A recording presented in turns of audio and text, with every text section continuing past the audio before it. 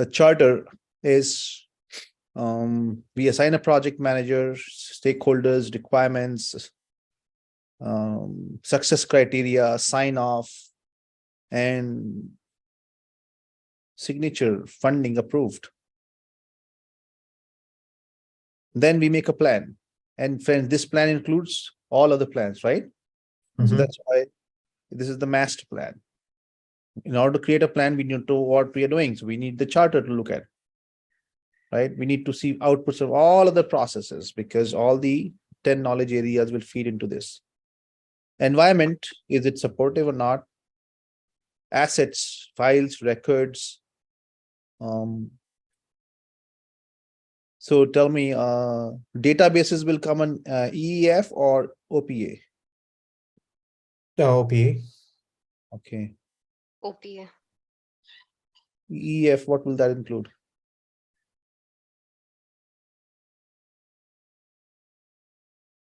Like, internal and external factors.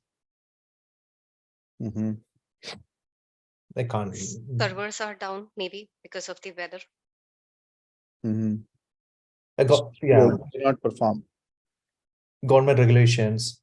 Yeah. That will be an external environmental factor. We want to do this project. I'm going to make a plan, but I don't think we have the technology. Where will that go?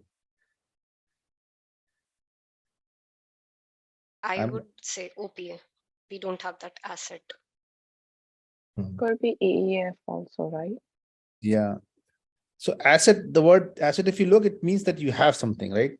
Have something, correct. Otherwise, it will be a liability. I mean, generally speaking.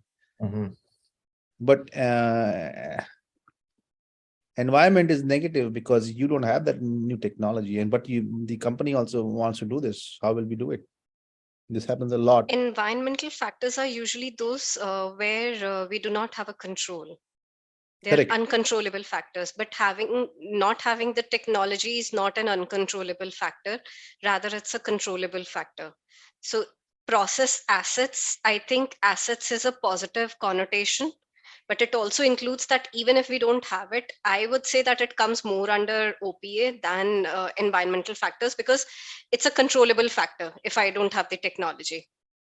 So 10 days down the line, even if I sign an agreement and maybe get it, I mean, then it will become controllable. As of today, for the purpose of this project, is uncontrollable because as of today, when we are doing this project, we don't have the technology. And you're making an assumption that, oh, we will buy that technology. What if that technology is 100 times the cost, which is not bearable by the company? Or the other way to think about it, correct me if I'm wrong, Dr. Sam. So it mostly be the outcome of an already executed project, OPA. Correct. Previous project, like historical data, historical records and files. So like he said, it is an asset, so it is kind of helping you in every sense. But EEF can support you or be negative also. That's what I'm saying. Right. So Iti, in your example, it's a great example and you're right. But today, when you're doing this project, you don't have that technology. So for the project team, it is a uncontrollable factor. Yeah, a drawback, right? It's going to hold you back. And the project manager needs to be aware. So now the PM will have a meeting, talk to the team members. Oh, sorry, team members are not yet there. He will talk to the stakeholders, understand, gather data, interview people. If there's any conflict, solve that, and come up with a plan, solid plan, which includes all of the plans. So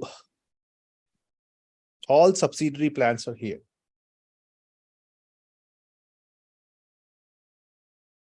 The goal is to come up with a plan and hold a kickoff meeting, get an approval of the plan.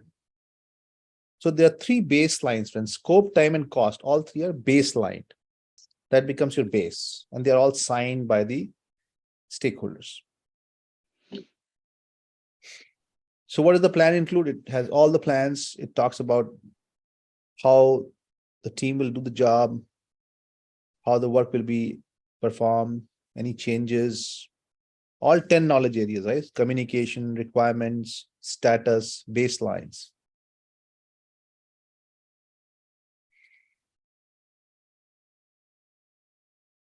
We have a kickoff meeting. Now, it doesn't mean that we cannot add things. Projects are progressively elaborated. They keep on adding. But when we are adding, we make a change request. So we also want to talk about the change management plan here, because in order to make a change request, you need to have some planning done, right? You need a change control system, a configuration system, because configuration relates to the version control of the tool. You also need a process improvement plan. So all the planning, because this is planning, it all comes here. Mhm. Then you do the job. You don't do the job, you get the job done from the team, right? You have the plan ready, you have the charter ready, you have made the approvals.